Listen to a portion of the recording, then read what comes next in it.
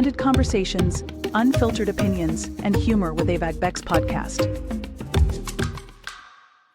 Hello, everybody. Welcome to a great episode today. This conversation is going to go many places. So, yes, pull up. So, I'm very excited to have Simone on. Simone is an author. She's also a fellow podcaster and also coach and speaker. So, we are going to talk about the immigrant experience in America. And if you have a pulse on things, you will know that there's a bit of a disconnect. There's a bit of a fractured conversation or fractured relationship. And it is something that we're going to talk about the whole experience, coming to America from another country, expectations versus reality, everything, all of the things that encompasses that experience. So please give a warm welcome to Simone. Hi, Simone. Hi there. Thank you for having me. It's a pleasure to join you. Thank you.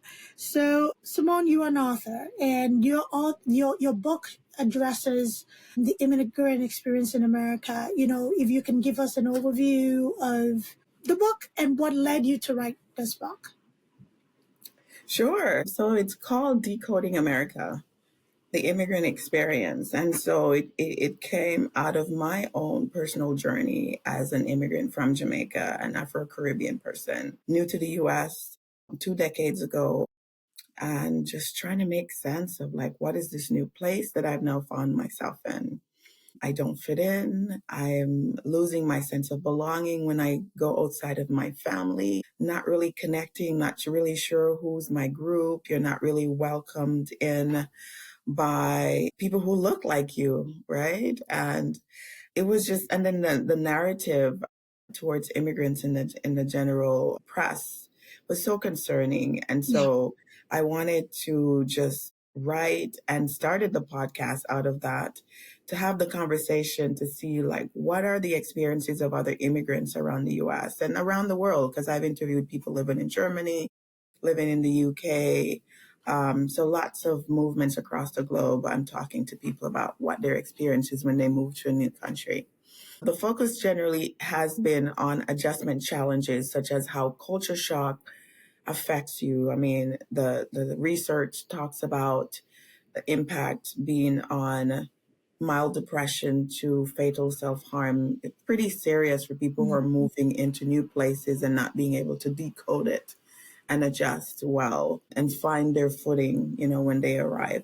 So the book is a lot about my own personal journey, some snippets from some of the interviews I've had over the last 3 years of interviewing immigrant Americans, and just really talking about what is this place? How do you decode America and how do you thrive here? Not just struggle and limp along, but how do you really decode this place so you know what you're dealing with and how to then respond and to thrive and to build a life here in this country. So that is a very important conversation to be had, because I think most immigrants come from a place where there is a degree of familiarity or of relatability. I can't speak English this morning. So when you come to an environment where assimilation is required, where you're learning the culture of the place, you're learning the nuances, you're learning the interaction, and dare I say the division, within either a certain cultural group or, just feeling the pulse of the place, right? It can lead to a lot of self-doubt. And what I find is that people try to seek out, again, that level of familiarity, trying to seek out fellow African for whatever African country or whoever from any Caribbean island. So is there importance to finding that familiarity where when you find yourself in, say, a foreign country, any foreign country, especially in the West, and how beneficial is that to find your people, for lack of a better way to put it? Right, your community. Sure, it is, because it's a soft place to land. It's a place of familiarity. When you arrive to a new place, you can just stick out like a sore thumb And that can be the culture shock of that, the impact of that can be very painful for a lot of people. You know, you dress differently, you sound differently, you eat differently, you just express yourself differently. And so you don't really fit in a lot of places. So when you can find your community or some people that are familiar and you can just find places where you can just relax and be yourself and communicate from that place, it's very important. Very important because it can be so painful to just find yourself, you know, you hear people use terms such as I'm the only woman, the only Afro descendant woman, the only immigrant woman, you name it, whatever intersections or labels you want to use. That can be painful for anybody who's existing in that intersection, right? You just constantly feel like you need to be code switching.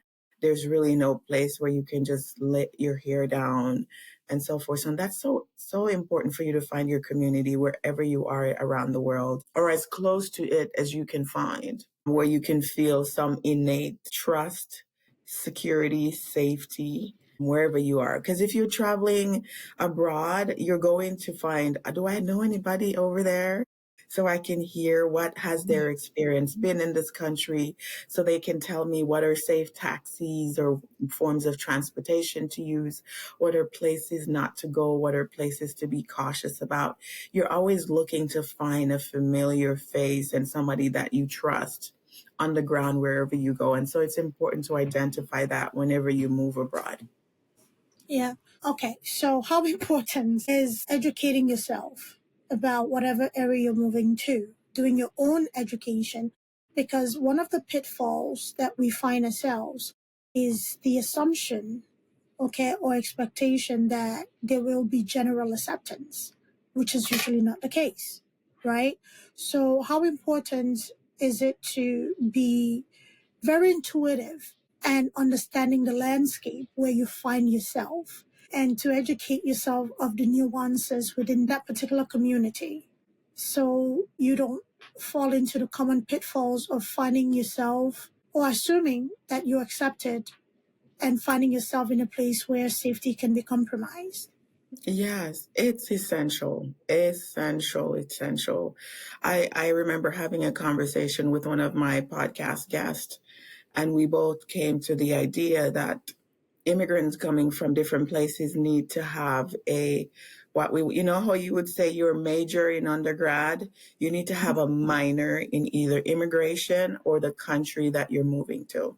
You need to do as much reading and research as possible, educate yourself about the political system, the social scene, social issues that are on the ground. What is it like for people that look like you in that place so that you know ahead of time? Because I heard of a story of another Afro-Caribbean person in the Philadelphia or Pennsylvania area who was working at some place and just became friends with some people who were opposite what looks like him.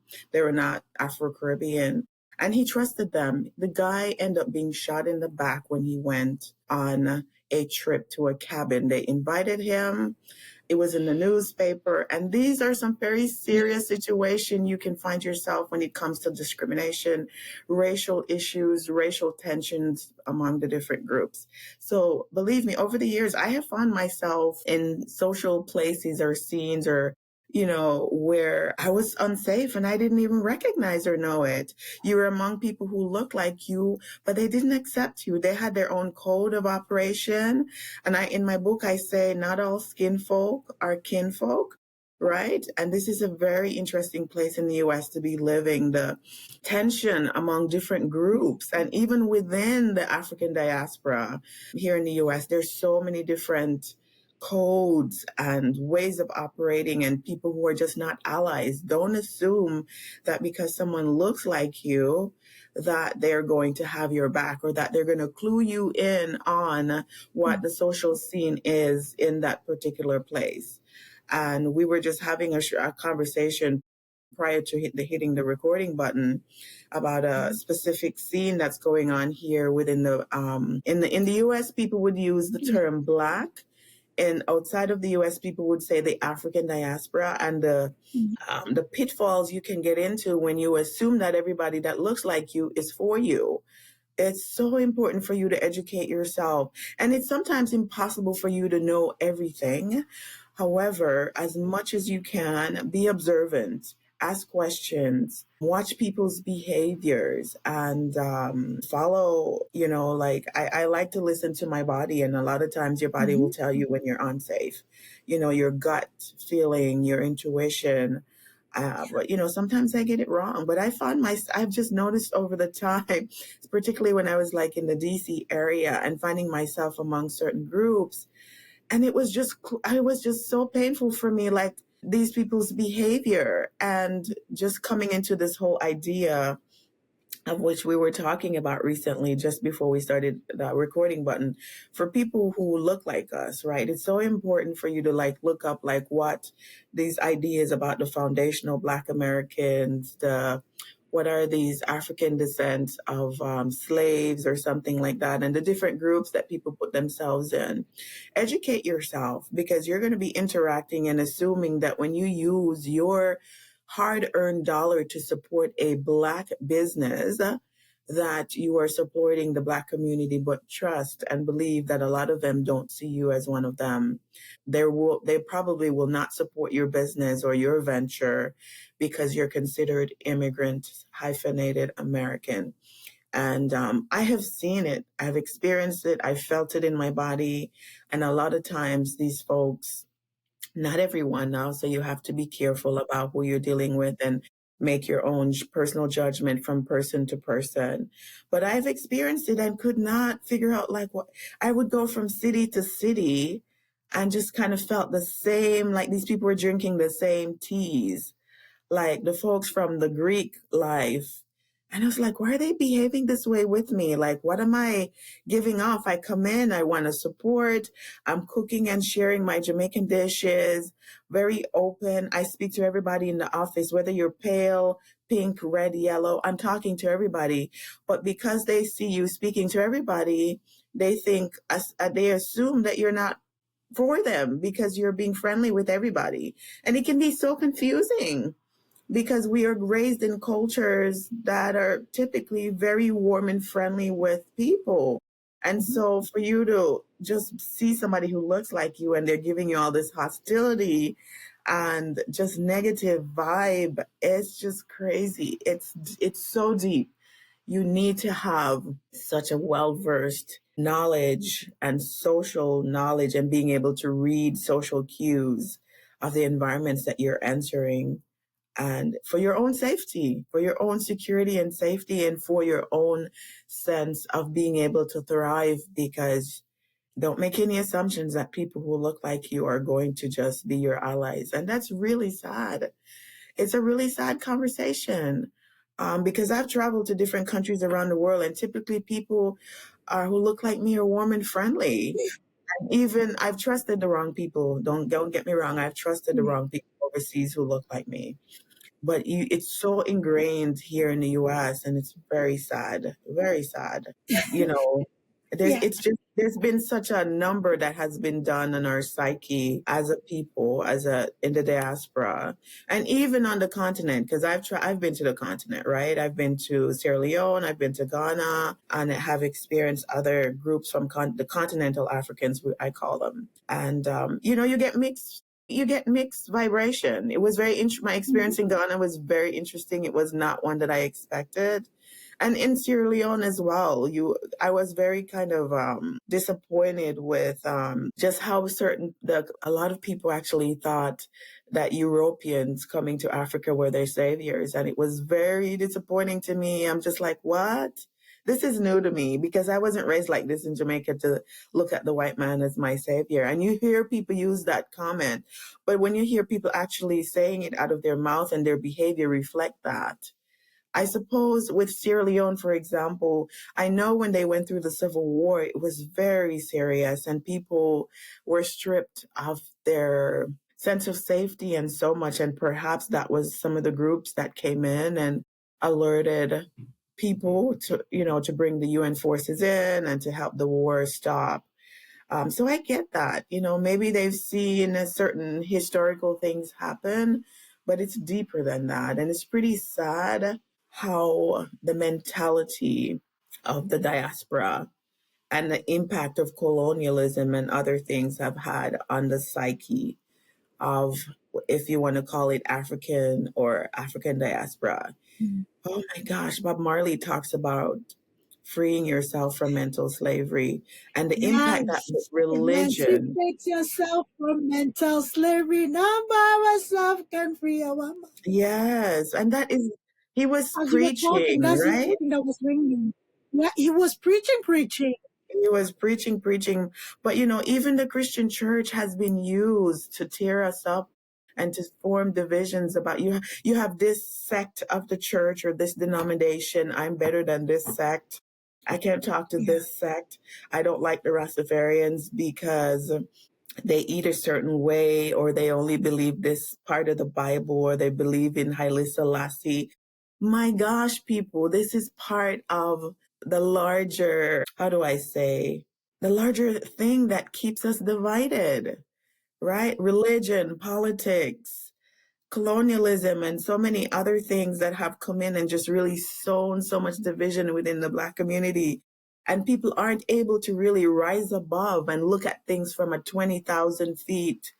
When you're in a plane, you can see so much, but it's often important to rise up and just raise your mental space above all that and look at the different pieces of things that are being played and see that, we're not each other's. We might speak different languages, French speaking African diasporic people, Spanish speaking, English speaking. We've been spread so much across the world. And when you go through the African continent, it is so diverse. I mean, in languages and the way people look, skin tones and all of Yeah. that. But yet we see so much division among ourselves, and we form different factions and don't really support each other. And it's such a sad conversation. And sometimes you see it and it becomes overwhelming. You're like, will we ever come together as a people? And don't get it wrong though. There's infighting in every group. There's infighting in every diasporic group that you will find. It might not be publicized, but there is infighting. But I think it's about time that we stop all this nonsense, yeah? And my God, yeah, I could go on and on that topic, but it's, at the end of the day, it's essential that you observe, that you listen, that you ask questions, and that you not only stay in the enclave. When you find your community, don't just stay in that enclave, because then you're only among your same people and you don't educate yourself about everybody else outside of that space. And then that's how you become ignorant about the realities of what's going on in the world. True. And then you don't really learn about what's going on in the other parts of the African diaspora and the divisions. So please educate yourself as much as you can, and be safe in your interactions with people as you deal with them on a day-to-day basis. So much to unpack there. Yeah, I just kind of went on I just kind of let my thoughts float out there. No, But just, I absolutely love it. I absolutely love it because there's so much unlearning to do for all of us. When we're talking about the influence of the European war, wasn't just slavery, colonization did a number on us. So you're talking about, the mentality of the white savior mentality. And it's such a big conversation because it did not just start in this century. The reason slavery in America happened is the same representation of a savior complex that was communicated to our ancestors. And because we're trusting people, like the young man you just talked about it in Pennsylvania, we're trusting people. We trusted that, whatever the saviors or the good men were talking about, that they will take care of whoever they were taking. And, come to think of it, if you really dig into the African history, when somebody took on a slave, if we're talking about like the royal family, you become part of that person's family. However, in a servitude, right? In a servitude kind of a way. But it wasn't like what was happening with our Black brothers and sisters that were brought to America, and the atrocities, the hurt, all of that stuff that happened. So in a sense where, there's a lot of bitterness and a lot of anguish as to why weren't we sent for. In this day and age where we have computers, cameras, and everything is publicized. Okay? What did we have to publicize what was happening back then? It was shore to shore. Whatever happened in the community stayed within the community, right? Other than newspapers or whatever, messages that were not even carried out on time. Juneteenth is celebrated, rightfully so, in this day and age, which was a federal holiday that President Biden put in place. Why would we need a Juneteenth? Yes, because even after the abolishment of slavery, it still took time for that news to get to a certain part of the South, right? So even within the same country, news did not travel that fast. So there's a lot of unlearning we all have to do. And we owe ourselves, all of us, we owe ourselves to learn about each other's pain. We owe ourselves to learn about each other's history, right? So even with the whole complex that you just mentioned, you experienced in Sierra Leone and Ghana, right? It is something that is to be unlearned. How can we unlearn it? Whoever has been enlightened by, either exposure to the Western antics or the antics to sow division, you owe your community that. Educate your community. Do your best. You cannot save everybody. Harriet Tubman left a lot of people. You can't save everybody. But use your voice, use your space. Even within Jamaica, even within all of us. Let's talk about standard of beauty really quickly, right? We've been ingrained to believe that light is nicer, is beautiful, okay? And now people are bleaching their skin to cancerous diagnosis. Make it make sense. But these are the same people tanning every summer. Yes, Laying exactly. out in the sun, going to a tanning bed and all these things. But no. Your melanin, you They have to even get rid of use one indoors, like in the wintertime when they can't go tanning. They'll even, right. I was watching a show yesterday, and to hear this lady said that she's using an indoor tanning that she's applied to her skin while she's inside. And I'm thinking, wow. So I have these conversations with my little one for her because I wasn't raised with a complex about what I look like phenotypically, right? And so it was when I got here, then this whole issue became like in my mental space. And so I want her to be proud of what she looks like. This is how God made her. This is how she's showing up in the world.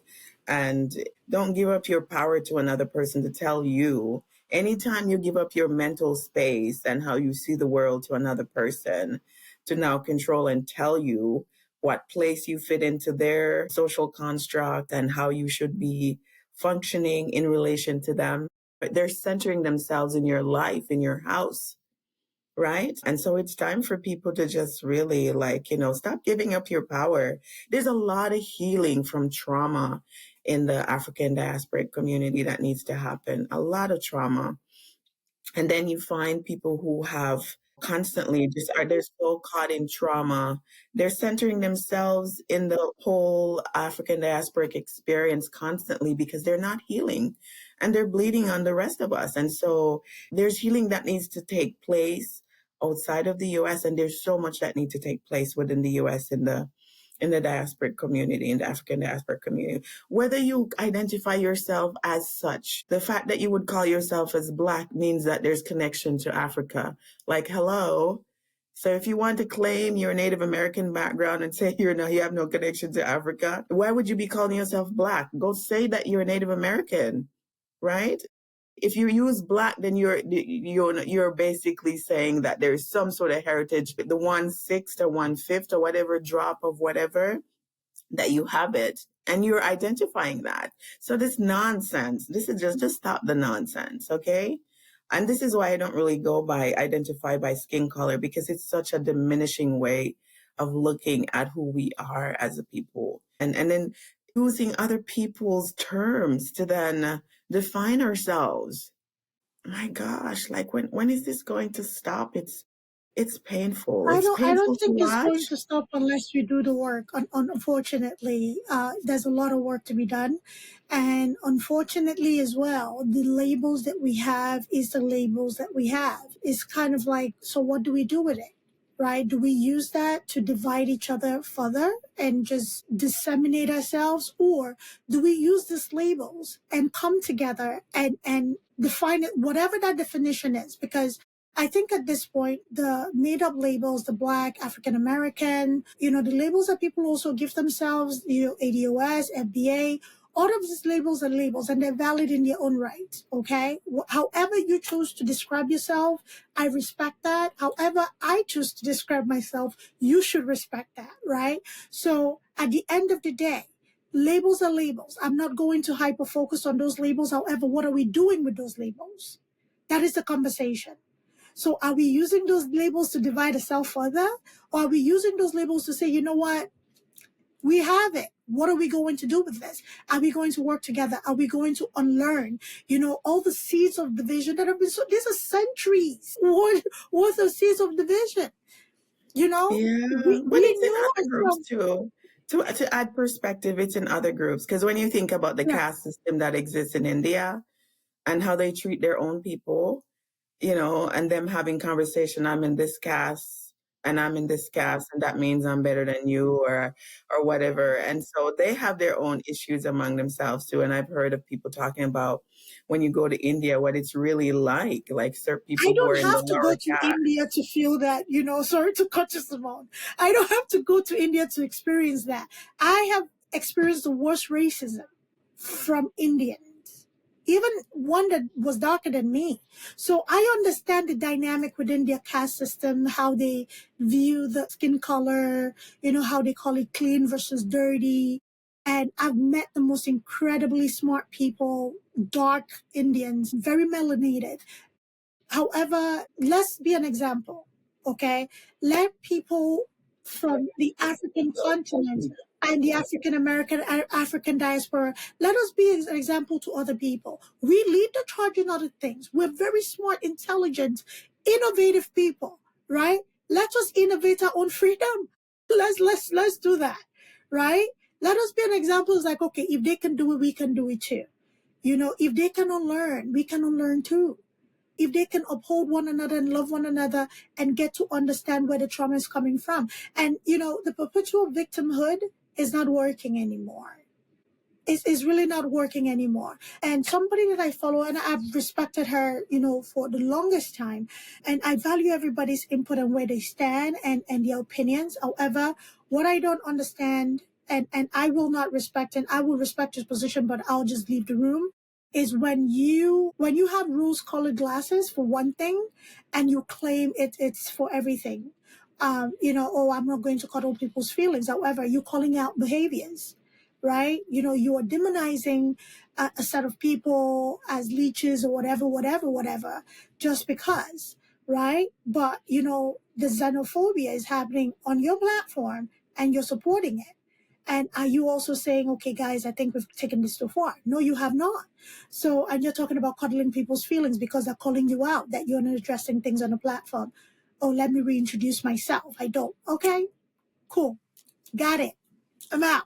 Okay. I Yes, don't have no, to that's kind understand of this problem. fair. It is. So I can leave the room understanding where you stand and where your platform is. So we're brilliant people, whether you want to claim your African heritage or you don't want to claim your African heritage. We've been known to excel regardless, whether it's education, innovation, building communities, whatever it is. Okay. We have been known to just be brilliant people. So Mm, let's use that brilliance, see the division being sown as the division being sown, and yes. understand that there's a reason why that division is being sown. Because the premise of togetherness, can you imagine the Caribbean diaspora, the continental African, whatever, the global diasporic African communities singing in a chorus. We don't have to sing in one voice, because what makes a chorus beautiful is because we have the baritones, the altos, the sopranos and everything, right? Singing the same chorus, right? In our respective tone. Can you imagine how beautiful that is? Right, right. But part of my concern has been, as I've thought about it and just observed, is that the folks who are perpetrating these types of identities within our community and are saying that they're not identifying with their African roots or in the diaspora. I mean, a lot of times they're basically mirroring how they're people who have traumatized them, people who've demonized them for how many generations here in this country, they basically are mirroring the same behavior. And, they're calling out that behavior, but then you're behaving in like what the same way towards other people who look like you because you've learned that behavior from what's the term I'm trying to find? From the abuser. And now the abused is now using the same sort of tactics against people who look like you just because you came from another country, right? And it's so interesting. It's pretty sad. We all just need to heal, recognize the trauma, heal from it, and stop this nonsense. Yeah, we've got to stop it. Well, you can't force everybody. There's always going to be a group of people that think a certain way. Do I have this ideology that every single drop of melanated person will? No, no, no, no, no. You're going to. At the end of the day, if the voice of togetherness is louder than the voice of division, the voice of division does not win, right? The voice of division does not, it's going to be there. With education, with love, with empathy, some will see reason, some will not. You cannot save everybody. I'm not subscribed to that mindset or the fallacy or fantasy that, we could, no, I'm not. I know human beings, and I know human being can be very complex. The Mhm. brain can really have you put yourself in a corner and act a certain way towards yourself. And I understand that. However, it brings me great pride when I see people who have unlearned certain aspect of, like you said, the abuser's history, and they have gone on their own journey, whether is exploring further relationship within the African continent or the Caribbean continent, tracing their lineage and doing things in accordance to getting themselves an exposure to who they truly are. That brings me great pride and joy when I see that. And the one thing that I would add to this conversation, and you said a lot of really beautiful things, is it is important for us to unlearn and educate ourselves. And you don't have to have a gigantic platform to do that. In your own little corner, okay, in your own little corner, whether it's your family, let's start with the unit, it's the most intimate unit. You hear certain conversations, correct it. And Simone and I, again, before we press the record button, we talked about the influences of immigrants who come, and unfortunately the first injection or indoctrination, in a sense, of our perception of our black brothers and sisters is basically the abusers. And what how is it important for somebody to have a discerning spirit that, hey, this conversation about the cousins that look like us, about being lazy, about not being innovators, not being hardworking, is false, and not to repeat it. So how important is that for anybody immigrating either to America or anywhere in the world, especially in America? Yes. Oh, it's so important. But a lot of times I think these conversations they're not conscious because we're not coming from environments where these are things that we've had to be faced Yeah. with, or conversations we're having at the dinner table or with our friends, or, because I came fresh out of high school. These were not conversations we were having.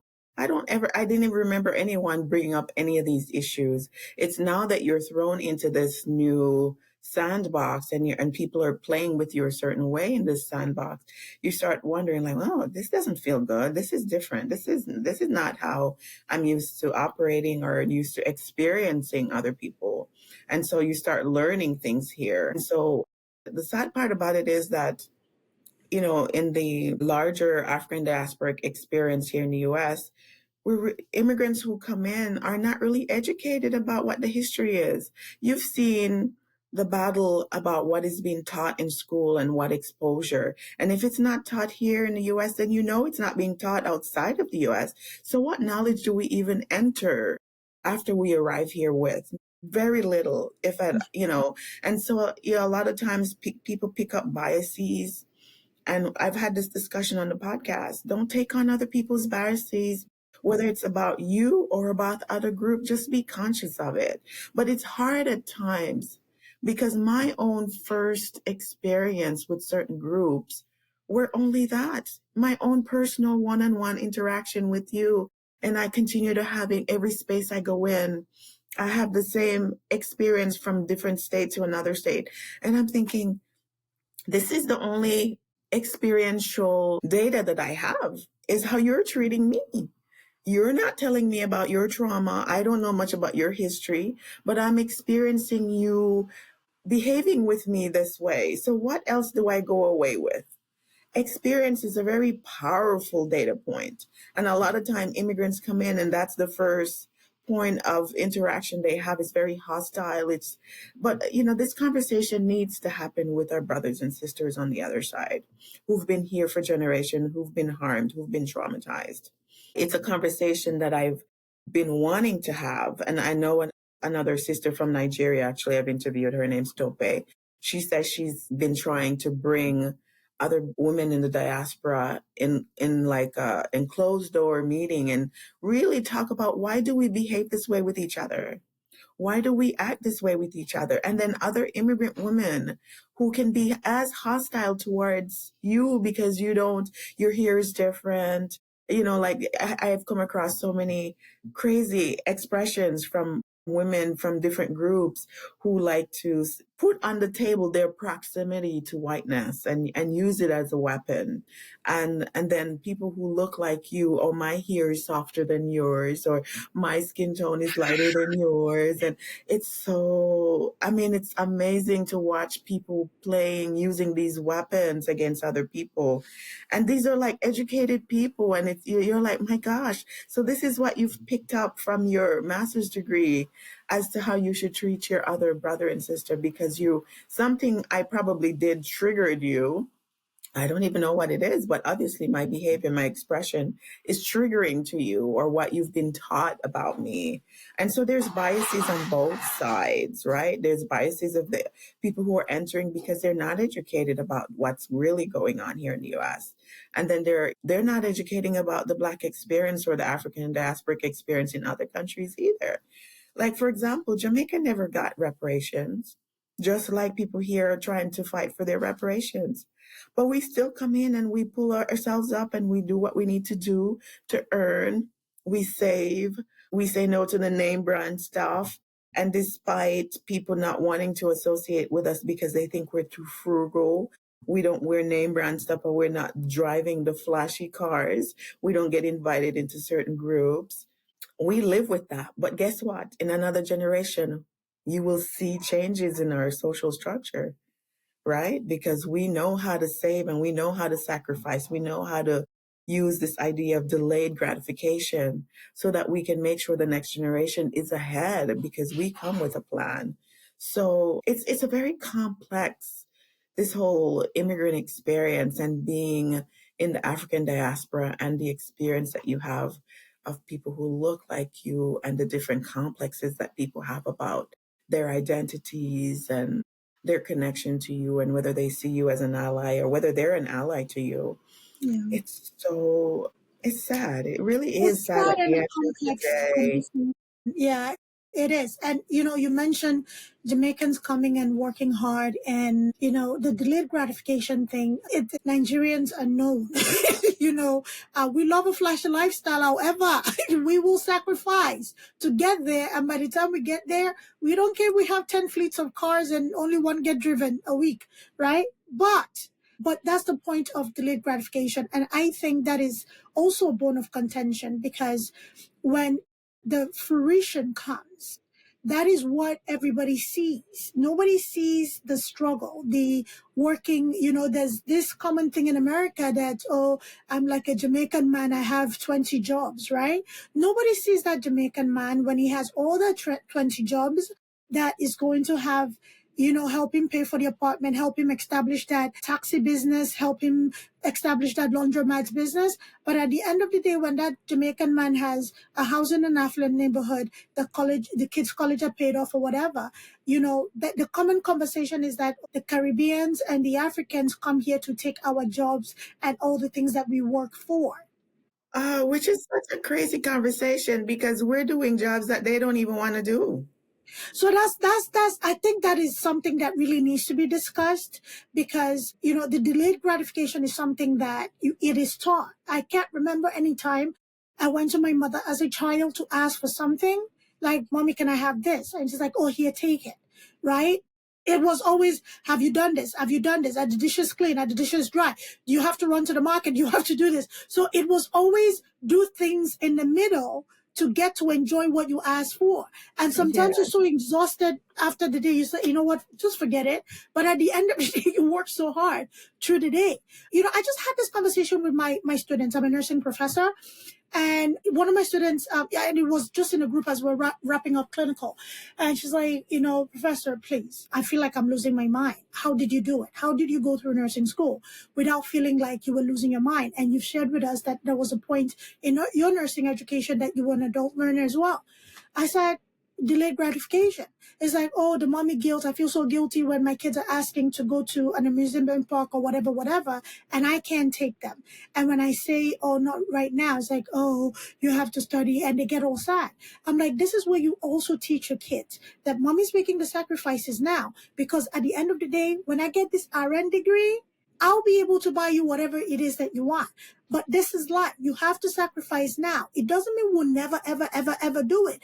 But would you rather we do it right now? I can barely buy you a toy when we go there, or go there and whatever toy you touch, I can buy it for you. Right? So that concept is not something that is readily utilized. And with every chance I have to kind of explain things, it makes sense. And one person asked the question. However, I had 10 of them in my group. All 10 of them agreed.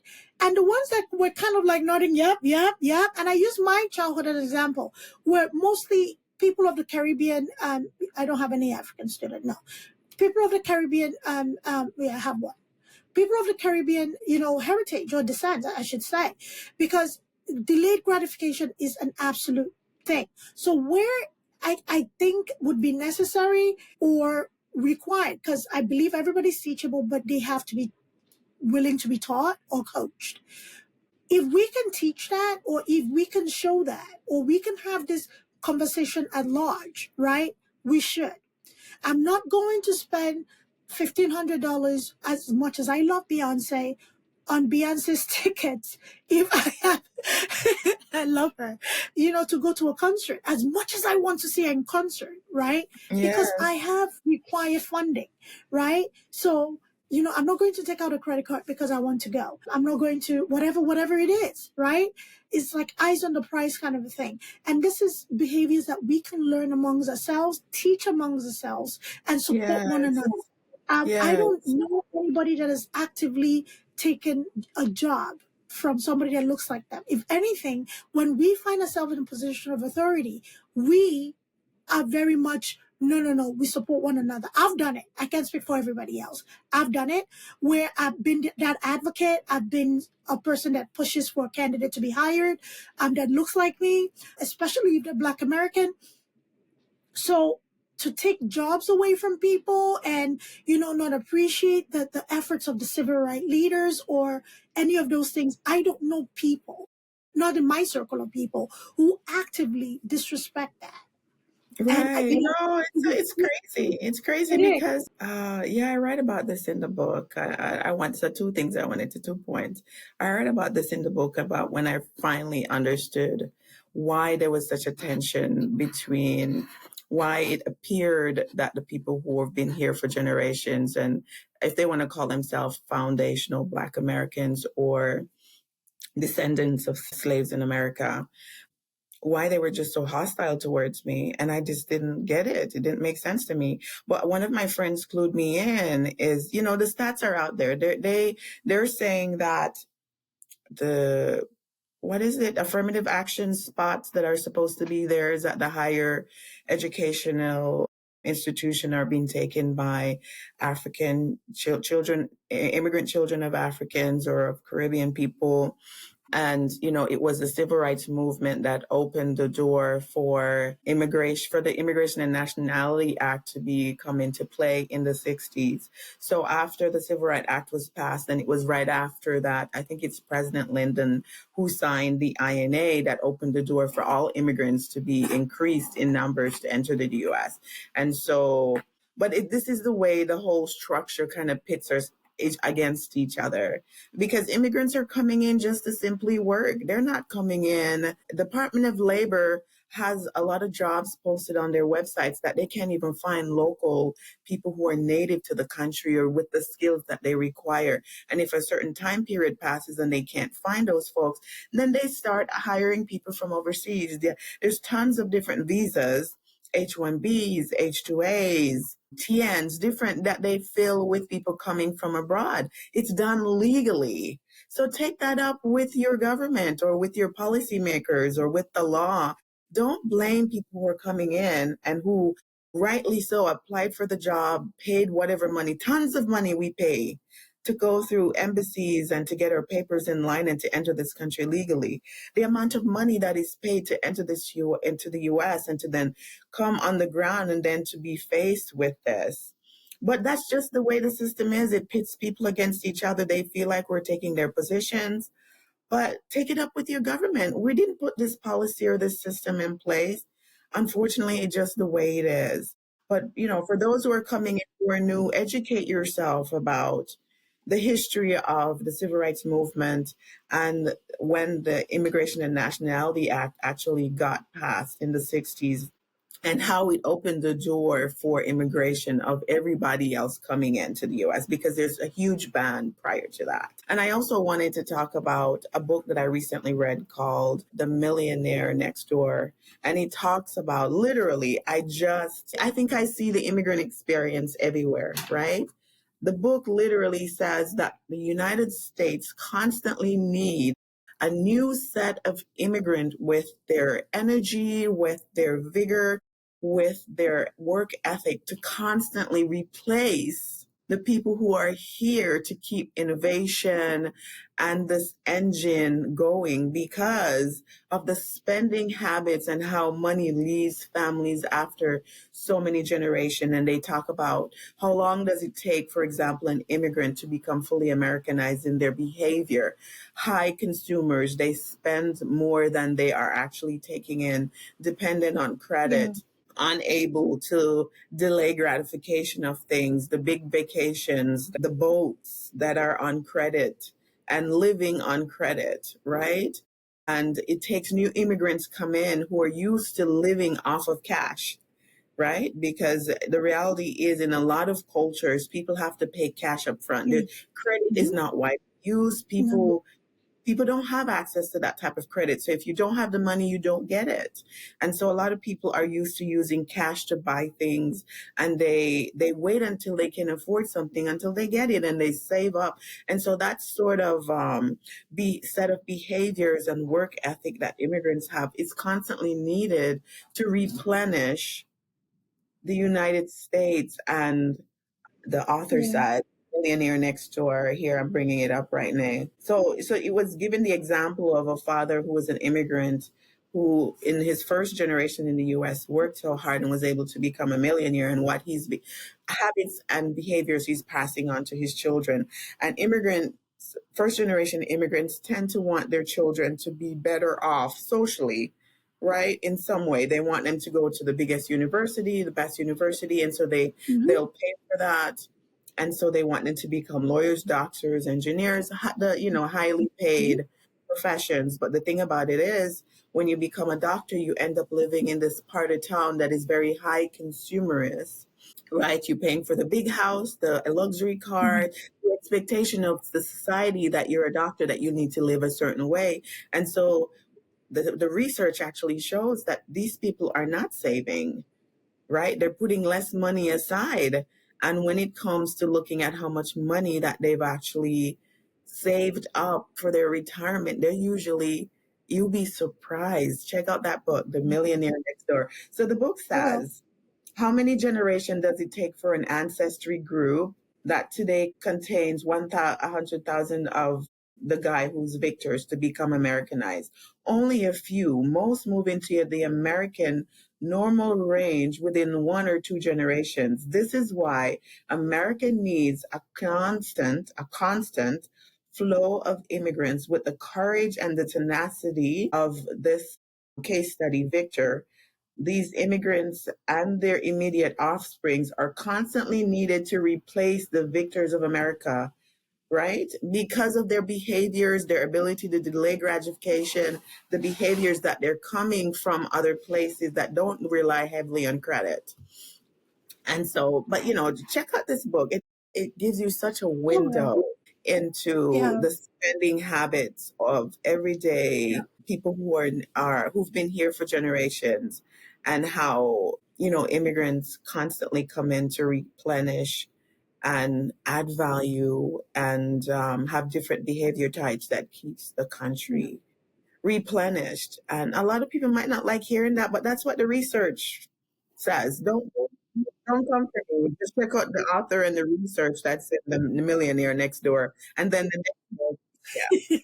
You're Yeah. talking about that, and then you said take it up with your government. That is why. That is why. If you look at the group within America, the ADOS and the FBA, they're predominantly conservative. So that is why when you say take it up your government, that is why they absolutely love the current policy of mass deportation. They love the policy of, America first, whatever that means to anybody. So that is why they gravitate towards all those policies that pushes immigration to the back burner. However, with the capitalist society that we live in, is that a reality? Is it going to be just a certain group of people that are pushed out and others brought in?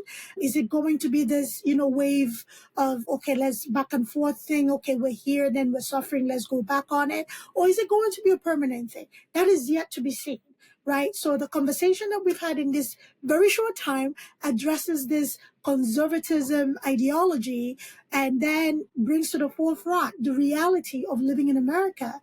And given this lion that needs discontinuous feeding of red meat or whatever meat, we can get it, Mhm, which mhm. is this cash flow. So it's left to be seen.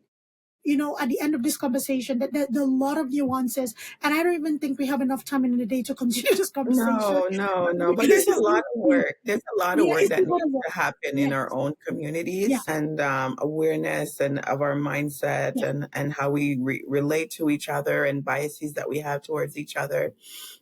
But I'll add some perspective to the whole idea of immigrants coming in to take our people's jobs and the fear. It's not only within the U.S. It's in most countries that opens Yes. its door to other immigrants. Whether you have the unskilled workers who come in Mm-hmm. to Saudi Arabia or these other rich countries in the East, or in the Caribbean, in the Bahamas, they hire people from other Caribbean islands to do helpers, to Yeah. clean their homes, to take care of their babies. This is constant. Migration is always happening because there's Mm-hmm. always a need for people to do certain jobs that other people, after they get to a certain social status, don't want to do. For example, a friend educated me on the idea that this is happening for example, in Jamaica, that there's people locally for example, in the tourist industry with the same skill set of somebody who might be hired from abroad, but they will choose somebody to bring from outside to come in and fill that role. And so they're afraid of other people coming in and taking their local jobs. It's happening in other Caribbean countries and in other countries as well. And so it's this constant shuffle and tension among people. I don't know that it will ever go away, honestly, But can because we that's just learn? Can I we don't know learn that it's going to go with it away. in a way that is not xenophobic? Can we learn to live with it in a way that is not demonizing a group of people? Can we learn to understand it? Okay. Can we learn to coexist with it? So that is the bigger picture, because like you're talking about, even in Jamaica, you go to Nigeria today, the wealthy families have nannies from the Philippines. Do we have Nigerians that could babysit? We have Nigerians that can babysit and take care of kids, but, we have Filipino nannies as well.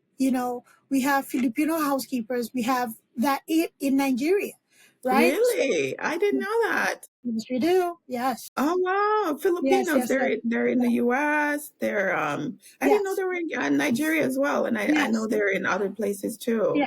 In Nigeria, there's a lot of Filipino nannies and housekeepers, house managers, all of that in Nigeria as well. So can we get to a place where we can understand that there's this current that will continue to have movement of people? So I think that is a conversation that we all have to kind of like examine ourselves and see where life takes us. So Simone, this was such a great conversation, and I really thank you for your insight and the opinion that you bring to it. So I usually ask my guests to leave a golden nugget of two. You left a lot for our listening audience. As a people, what is it that you like to leave us with? That's a Yeah. big question, but I will go with something that I said earlier, but from Bob Marley. Emancipate yourself from mental slavery. None but ourselves can free our minds. Because a lot of our behaviors stem from the way we think and the information that we're taking in. So who has control over your mind? Who is feeding you what they think that you should be thinking and the way that you should be viewing yourself? Have you given up your power to somebody else? Right? So emancipate yourself. It takes a lot of work to do self-reflection and to see that the way that you think, and then that your thinking becomes your behavior, that then becomes your habit, that turns into then your life and the way you manifest in this world. So it all starts at the level of the mindset and the thinking level. And so we all have work to do. I have my own journey that I'm on. There were a decade ago, I would behave and think a certain way, but my own life experiences and exposure has taught me otherwise, and I've made adjustments. And so there's constantly work that we all need to do. And so I would just leave with everyone, educate yourself when you're coming to the US or wherever you're traveling or moving to around the world. Learn about the group that's there and social issues that are on the ground, and try to work on your own trauma and to be cognizant of the trauma that exists in other people. Right? But always, you need to be safe and protect yourself and your own self-interest. Of course, we're aware of that. So emancipate yourself, be safe as you move about the world. Let's choose love and try to, we all have healing to do. We've all been impacted by so much that has gone on in history, right? We've all been influenced, traumatized, harmed, and have our own healing to do, our own journeys to be on. Let's not continue to create any more division than the world has already created among our people. And I'll stop there. Just emancipate yourself and look at your own thinking. It all starts at home. Part of my message in my Decoding America book is to come home to yourself. And that is a powerful journey of looking in the mirror and seeing what is going on in that mind of yours and how is it showing up in your life? What life are you creating based on the way that you think? Right? And so be your own mirror. Yeah. Right? And rather than blaming everybody else, like do your own work and you'll be amazed where that will take you. But thank you so much for having me on. Thank you. It's been a pleasure having this conversation and it doesn't stop here. There'll be many more conversations. So I thank you for that golden nugget because it is so needed. Be your own mirror. Start with yourself. How are you showing up? How is your mindset having you show up in the world? Are you walking around with a spear, dagger? Is it necessary? Or are you walking around with nothing? No protection of any sort. Are you listening with your discerning spirit? Are you understanding the space that you're finding yourselves, whether it's work or community or interaction? And it is okay to not engage. It is okay to understand that somebody has a certain mindset and to just respect it. And again, not everybody's willing to learn. But if somebody's willing to learn, do your best to be a positive influence on them whatever that is. But we all have a journey, and we don't have to tear each other down on this journey. There's an African proverb: if you want to go fast, go by yourself, or if you want to go far, go together. And I think this is a journey that requires us going together and not just running alone. So thank you, everybody, for listening. I pray you got something from this conversation. And it is a conversation that is always going to be alive, is always going to be had. But it boils down to one thing: you as a person, the individual showing up in the world. All right. Thank you, everybody, and take care of yourself. Thank you, Simone. Thank you so much. Thank you. Bye, everybody. Thanks for tuning in to Abeg's podcast. If you enjoyed today's episode, don't forget to subscribe, rate, and leave us a review. It really helps us out. We'd love to hear your thoughts and continue the discussion. So join us on social media or drop us a message. Until next time, keep exploring, stay curious, and keep pushing the boundaries of your world.